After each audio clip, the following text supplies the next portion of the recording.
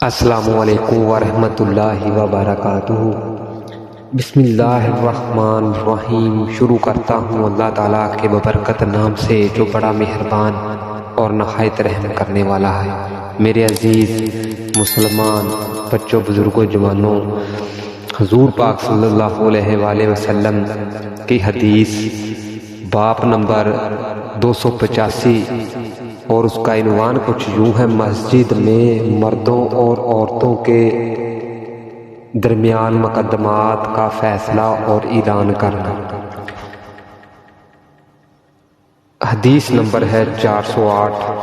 ہمارے نزدیک اعلان یہ ہے کہ مرد 4 مرتبہ 4 دفعہ اس طرح گواہی دے کہ میں اللہ تعالیٰ کو گواہ بنا کر کہتا ہوں، میں نے جو اس عورت پر زنا کی تہمت لگائی ہے میں اس میں سچا ہوں، اور 5 دفعہ اس طرح کہے،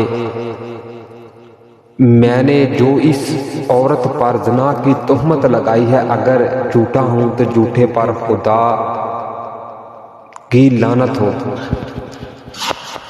اور اسی طرح عورت بھی 4 بار اسی طرح کہے گی، میں اللہ تعالیٰ کو گواہ بنا کر کہتی ہوں جو اس نے مجھ پر زنا کی تہمت لگائی اس میں جھوٹا ہے، اور 5 مرتبہ اس طرح کہے گی جو اس نے مجھ پر تہمت لگائی اگر وہ سچا ہے تو مجھ پر اللہ کا غضب نازل ہو۔ حدیث نمبر 408۔ حضرت ساحل بن اسد رضی اللہ تعالیٰ عنہ روایت کرتے ہیں کہ ایک شخص عاصم بن حلال نے عرض کیا، یا رسول اللہ صلی اللہ علیہ وآلہ وسلم، اگر کوئی مرد اپنی عورت کے ساتھ کسی دوسرے مرد کو دیکھ لے، آپ فرمائیں کیا وہ اس کو قتل کر دے؟ پھر آپ نے ان کے درمیان باہمی اعلان کیا اور میں موجود تھا۔ حضور پاک صلی اللہ علیہ وآلہ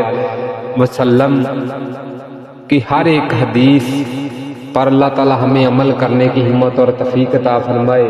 میرے عزیز مسلمان بچوں، بزرگوں، جوانوں، قیامت بہت ہمارے قریب ہے، ہمارا سفر بہت کم ہے، لیکن جو ہم دنیا کے اس چکر میں پھنسے ہوئے ہیں ادھر سے نکلنا بہت مشکل ہے۔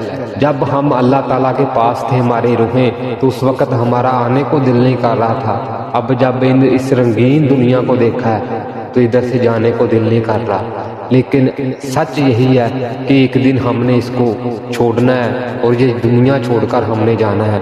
میرے عزیزوں، اللہ تعالیٰ ہم سب کو 5 وقت کی نماز پڑھنے کی ہمت اور توفیق عطا فرمائے۔ اگر قیامت کے دن سب سے پہلا سوال ہوگا تو نماز کا ہوگا۔ جب ہم پہلے ہی سوال پر پھنس جائیں گے تو آگے ہمارے ساتھ کیا ہوگا؟ اس حدیث کو زیادہ سے زیادہ شیئر کریں۔ اللہ تعالیٰ مجھے آپ سب کو نیک اور اچھے کام کرنے کی ہمت